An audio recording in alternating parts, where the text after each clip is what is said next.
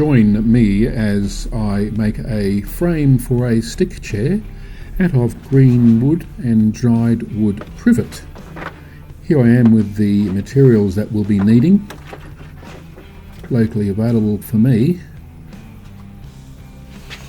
And now the next job is to measure and cut. Debarking is easy with the spoon mule and the draw knife, and these are for the horizontal rails, axing the tenons.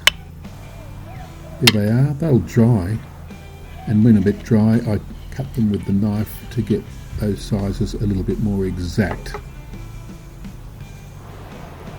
Now to measure and drill the holes in the greenwood legs. The drilling is quite easy, even if getting that end clamp off isn't always so easy. The legs are stored in a wet towel to keep them fresh and green and not to shrink. Now to clean the work area off.